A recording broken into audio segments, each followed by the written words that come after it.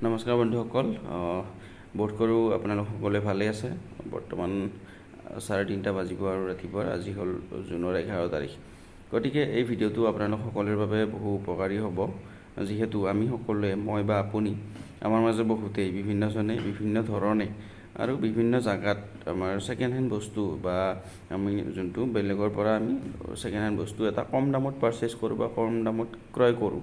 কিন্তু তাৰ পাছত দেখা যায় যে কেইদিনমান পাছত পুলিচৰ পৰা ফোন আহে বা পুলিচে আমাক মাতি পঠিয়াই থানালৈকে, বা পুলিচে আপোনাক কিছুমান ক্ষেত্ৰত ধৰিও লৈ যায় থানালৈকে, আৰু আপোনাৰ এগেইনষ্টত কেছ এটা ৰুজু হয় বা কেছ এটা আপোনাৰ এগেইনষ্টত ৰেজিষ্টাৰ হয়। তাৰপাছত আপুনি বহুত বিপদত পৰিব লগা হয় বা বহুত বিপদত আপুনি পৰি যায় অজানিতে।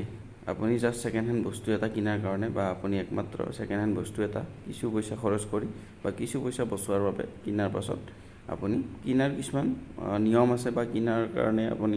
কিনাৰ সময়ত গুৰুত্ব দিবলগীয়া দুই এটা কথা আছে, যিখিনি কথাৰ কাৰণে আপোনাৰ এই অসুবিধাখিনি আহি যায়। গতিকে যোনটো আমাৰ IPC বুলি কয়, IPCত 411 যোনটো ছেকশ্যন আছে বা আমাৰ 411 ধাৰাত যোনটো কথা লিখা আছে, সেইমতে চুৰি বস্তু বা ছেকেণ্ড হেণ্ড বস্তু এটা প্ৰায়ভাগ আজিকালি বহুতবিলাক মানুহে চুৰি বস্তু ছেকেণ্ড হেণ্ড বস্তু নিজৰ বুলি কৈ পিনে বিক্ৰী কৰে। তাৰপাছত আপোনাৰ তাতে বিক্ৰী কৰি দিয়াৰ পাছত তেখেতে পইচাটো লৈ আপোনাৰ পৰা গুচি যায়, আৰু আপোনাৰ তাত যেতিয়া বস্তুটো পুলিচে পায় আপোনাক তেতিয়া চোৰ বুলি বা আপোনাক 411 ধাৰাৰ আণ্ডাৰত আপোনাৰ এগেইনষ্টত কেছ ৰুজু হয়, যোনটো আপুনি এটা ষ্টলেন প্ৰপাৰ্টি বা ষ্টলেন বস্তু এটা ছেকেণ্ড হেণ্ড বস্তু এটা আপুনি ৰিচিভ কৰাৰ কাৰণে বা আপোনাৰ লগত ৰখাৰ কাৰণে 411 ছেকশ্যন লাগে, যাৰ কাৰণে আপুনি 3 বছৰলৈকে পানিছমেণ্ট পাব পাৰে, 3 বছৰৰ কাৰণে, আৰু আপোনাৰ ফাইনো হ'ব পাৰে, গতিকে বা দুয়োটা হ'ব পাৰে। গতিকে আপুনি ছেকেণ্ড হেণ্ড বস্তু কিনাৰ ক্ষেত্ৰত সদায় ধ্যান দিব বা সদায় মন কৰিব যে সেই বস্তুখিনিৰ আপোনালোকে প্ৰপাৰ কিনাৰ সময়ত নতুনকৈ কিনিলে যিখন ৰচিদ পায় বা নতুনকৈ কিনিলে যিখন আপোনাৰ ডকুমেণ্টছ দোকানৰ ফালৰ পৰা মেম' এখন লিখি দিয়ে, আপোনাৰ যোনখন প্ৰাইজৰ লেখা থাকে, স্পেচিফিকেশ্যন লেখা থাকে বস্তুটোৰ, গতিকে সেই কাগজখন আপুনি তেখেতৰ পৰা বিচাৰিবলৈ নাপাহৰিব। মোবাইলৰ ক্ষেত্ৰত হওক, লেপটপৰ ক্ষেত্ৰত হওক, বাকী যিকোনো বস্তুৰ ক্ষেত্ৰতেই সেই অৰিজিনেল যিখন দোকানৰ পৰা কাগজ দিয়া থাকে কিনাৰ সময়ত সেই কাগজখন আপুনি বিচাৰিবই। মোবাইলৰ ক্ষেত্ৰত আপুনি চাৰ্জাৰ বিচাৰিব, মোবাইলৰ যিখিনি বক্স আছিলে বক্সটো বিচাৰিব। গতিকে যদি সেইখিনি কাম কৰে, আপুনি ছেকেণ্ড হেণ্ড বস্তু এটা কিনোতে যদি অলপমান সাৱধান হয়, লগতে যোনজন মানুহে আপোনাক বিক্ৰী কৰে তেখেতৰ যদি আপুনি এটা ID প্ৰুফ ৰাখি থ'ব পাৰে যে এই মানুহজনৰ পৰা মই কিনিছোঁ বুলি, পাছত যাতে আপুনি যদি কিবা বিপদত পৰে আপুনি যাতে ক'ব পাৰে। গতিকে ছেকেণ্ড হেণ্ড বস্তু পাৰচেছ কৰোঁতে বা কিনোতে বিশেষকৈ আৰু OLXত পাৰচেছ কৰোঁতে OLXৰ পৰা প্ৰায়ভাগে চুৰি বস্তু দিয়ে। আজিকালি থানাত বহুত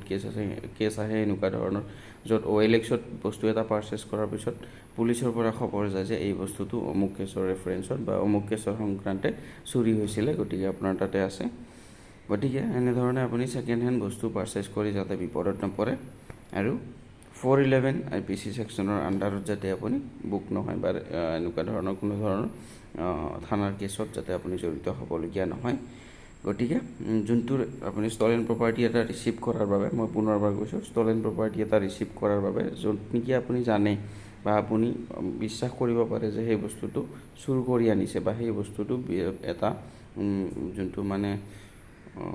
প্ৰযোজ্য নহয় বা যোনটো যেনেধৰণে সেই বস্তুটো আপুনি পাৰচেছ কৰিব লাগিছিলে বা যেনেকৈ ছেকেণ্ড হেণ্ড বস্তু এটা বিক্ৰী কৰোঁতে আপোনাক গোটেইখিনি অৰিজিনেল ডকুমেণ্টছ পৰ্যন্ত দিব লাগিছিলে, আপুনি সেইখিনি নলোৱাকৈ কিনিলে মানে আপুনি